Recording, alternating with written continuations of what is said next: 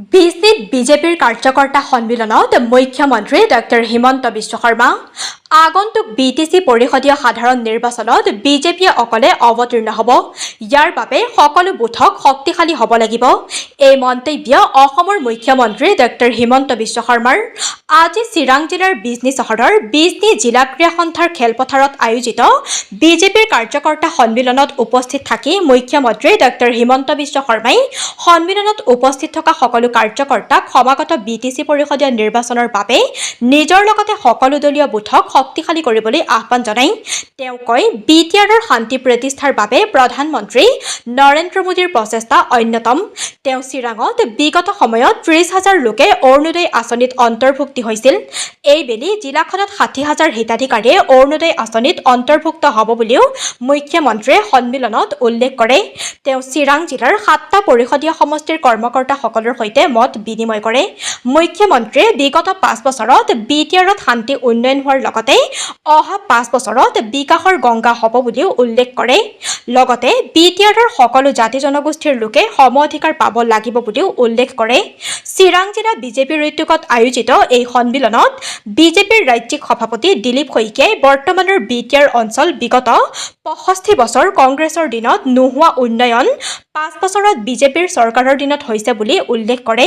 তেওঁ জিলাখনৰ চিৰাংদুৱাৰ, কাজলগাঁও, নিচিমা, চুভাইঝাৰ, মানা, চেৰফাং আৰু থৰিবাৰী পৰিষদীয় সমষ্টিৰ কাৰ্যকৰ্তাৰ সৈতে মত বিনিময় কৰে। লগতে সকলো কাৰ্যকৰ্তাক সমাগত বিটিচি নিৰ্বাচনৰ বাবে সাজু হ'বলৈ আহ্বান জনায়। সমাগত বিটিচিৰ নিৰ্বাচন বিজেপিয়ে অকলে যুঁজিব বুলি কাৰ্যকৰ্তাসকলৰ আগত উল্লেখ কৰে। সন্মিলনত চিৰাং জিলা বিজেপিৰ সভাপতি ৰতন চন্দ্ৰ ৰায়ৰ লগতে বিজনীৰ বিধায়ক অজয় কুমাৰ ৰায়ে ভাষণ প্ৰদান কৰে। সন্মিলনত মন্ত্ৰী কৌশিক ৰায়, বিধায়ক হেমাংগ ঠাকুৰীয়া, ৰামকৃষ্ণ ঘোষ সন্মানীয় অতিথিৰূপে উপস্থিত থাকে। বিজেপিৰ কাৰ্যকৰ্তা সন্মিলনত কেইবাহাজাৰ কৰ্মীয়ে অংশ লয়। News desk, Bijni first 24। বিজনীৰ সকলো কাৰ্যকৰ্তা বহুত বহুত ধন্যবাদ।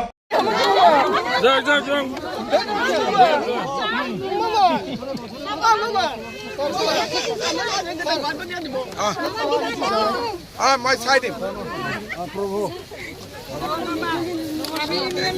মিলটো চব ঠিক আছে, বঢ়াই দিলো আৰু এবাৰ লাহে লাহে আৰু হ'ব।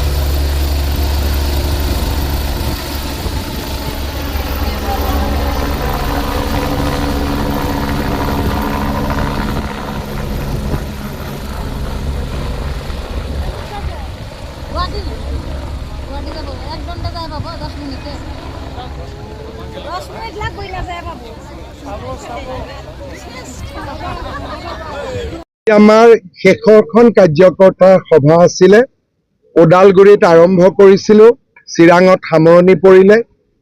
7টা পৰিষদীয় সমষ্টিৰ প্ৰায় সমানে কাৰ্যকৰ্তা আহিছে। আগতে বিজেপিৰ ইমান ডাঙৰ মিটিং কেতিয়াও হোৱা নাছিল। ই এটা সংকেত দিছে যে এইবাৰ ৰাইজে বিজেপিক বিচাৰিছে। স্যাৰ মানাহ ৰাষ্ট্ৰীয় উদ্যান বুলি ক'লে স্যাৰ বাঁশবাৰী বা মচুংগুৰি বুলি আমি ভাবো। স্যাৰ 3টা ৰেঞ্জ পানবাৰী, ককলুং আৰু আমটেঙা, এই 3টা ৰেঞ্জত যথেষ্ট মানে আপোনাৰ নিৰাপত্তাৰ দিশটো কম, তাৰ বাবে চোৰাংচিকাৰী হ'ব নাই। বিটিআৰে 3য় আৰু 4ৰ্থ শ্ৰেণীৰ কৰ্মচাৰী নিয়োগ কৰে। ফৰেষ্ট গাৰ্ডৰ বহুত পোষ্ট খালী আছে। আমি বিটিআৰক অনুৰোধ জনাইছো সোনকালে যাতে ফৰেষ্ট গাৰ্ডখিনি নিযুক্তি দি দিয়ে। পৰ্যটনৰ ক্ষেত্ৰত যথেষ্ট পানবাৰী ৰেঞ্জ কৰিবলগীয়া। মই তাকে বুজিছো, কিন্তু আপোনালোকে জানে যে মানসৰ অফিচাৰখিনিতো আমি দিওঁ, কিন্তু 3য় আৰু 4ৰ্থ শ্ৰেণী বিটিআৰে দিয়ে। ফৰেষ্ট বেটেলিয়নো আমি ইয়াত লগাইছো আৰু 2টা নতুন ৰেঞ্জ খোলাৰো প্ৰস্তাৱ আছে। ওদালগুৰিৰ পৰা আৰম্ভ কৰি চিৰাঙত সমাপন কৰিলে। হয়, অভাৰঅল ভাৱে কি আমি ক'ব পাৰো নেকি যে 40টা অৱস্থিত আপোনালোক? নাই, সেইটো দলে সিদ্ধান্ত ল'ব, কিন্তু কাৰ্যকৰ্তাসকলে বিচাৰিছে যে আমি যাতে ভাল কৰি ইলেকশ্যন এবাৰ খেলো। চিৰাঙত যিটো পৰিস্থিতি সেইটো 7টা দিব নেকি? চাওক এতিয়া আমাৰ আৰু এবাৰ মই আহিম, তাৰপিছত আমাৰ দলৰ প্ৰভাৰী সকলো ইয়াতে আছে, সকলোৱে মিলি সিদ্ধান্ত ল'ব। উদ্দেশ্য এটাই যে আমি কোনোবা এটা চিটত টিকট দি হাৰিবৰ কাৰণে খেলিব নালাগে, য'তে য'তে জিকাৰ সম্ভাৱনা আছে তাতে তাতে আমি ইলেকশ্যন খেলিম।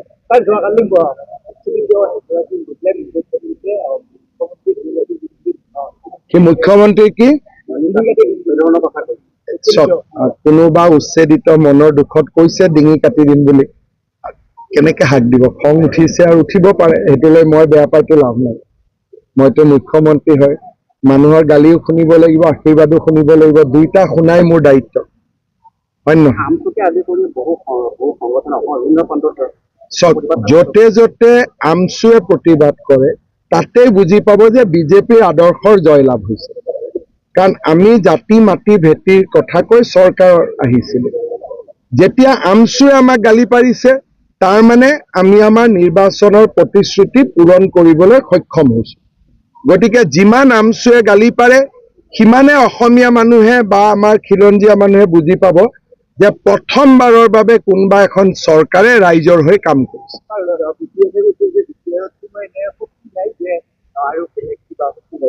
চাওক BPF-এ কওক, UPPL-এ কওক, আমাক যোনে যিমান সমালোচনা কৰিলেও আমি কোনো নিগেটিভ নকওঁ, কাৰণ আমি ইয়াত শান্তিৰ কাৰণে ইলেকশ্যন খেলিব আহিছোঁ, কাজিয়া কৰিবৰ কাৰণে ইলেকশ্যন খেলিব অহা নাই।